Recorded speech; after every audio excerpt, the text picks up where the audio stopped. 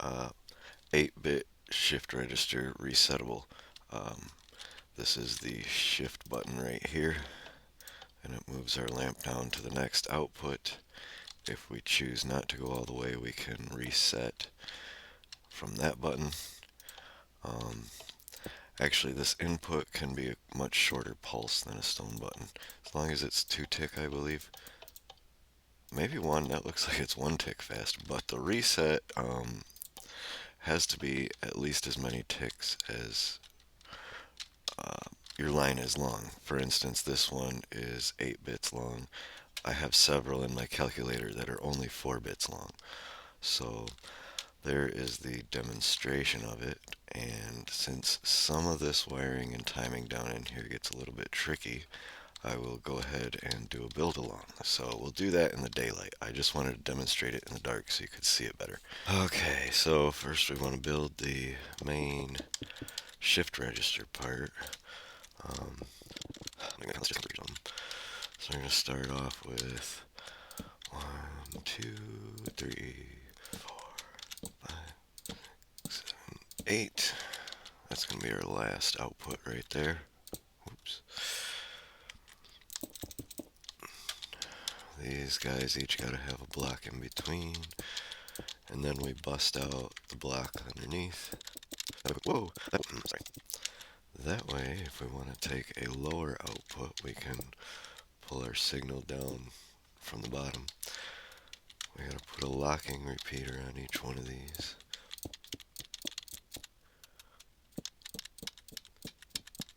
And then our lock line, which does not go to the very first repeater. That, I'll show you in a second.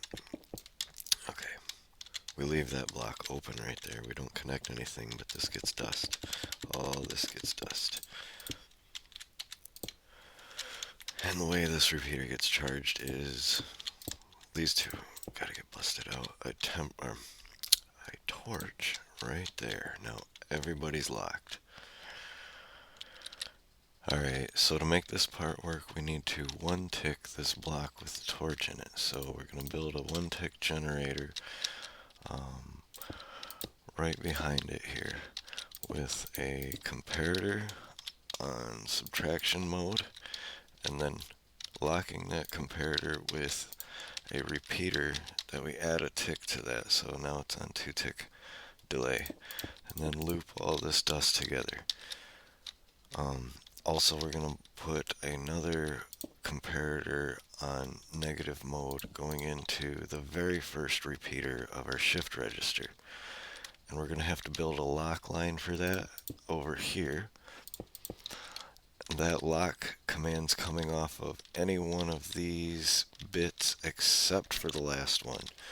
So we need to be able to take an output off of any one of these blocks. So let's, oops, actually we'll just build a line and then we'll bust out every other one. I suppose you don't really even need to bust out every other one. Don't have to worry about that because the repeaters are there, but I'm doing it anyway. Then we put dust on all of these. Every single one except the last one. So if you even build it, 3 long, you still dodge the very last one. But we got to put a temporary block over here. Well, this is going to be tricky. We got to build a slab shelf above this so that we don't end up back charging any of our other repeaters. If we fill this shelf with dust, the signal can jump up from any one of those charged blocks down there, but it won't jump back down and add more bits to our 1-bit shift here going on. It'll be cut off kind of like as if these were repeaters. I suppose you could build it that way as well. Anyway, let's put a way to charge our lock line with a repeater up there, hard charging this block, which will juice up this redstone down here and make sure we don't add any more ticks to this. Okay, so let's put some torches up here so we can see if we are getting an output now, just to test this part of it. And then stick a button right here. Okay, so the first torch went out, and then we push it again, and it moved down a torch.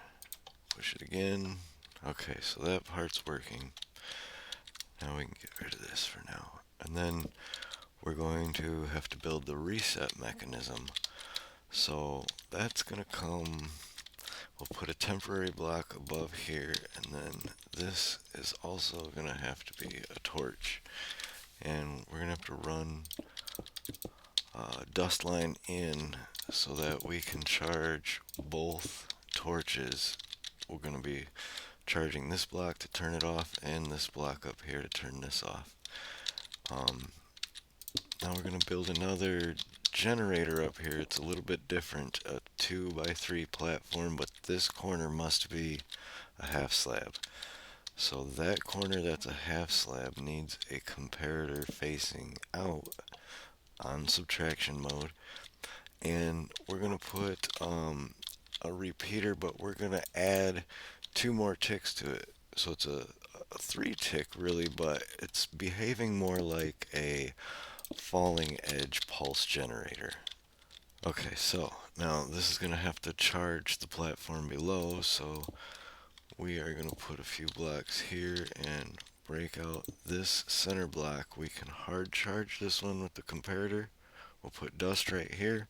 That's why it has to be sitting on a slab, so that dust can come back down into our system here. And now let's put our outputs over here, and we'll put some lights on here. Check for some outputs and make sure everything is working. I misspoke. I should have said put our inputs over here. Okay, let's what do we need here? Some lamps.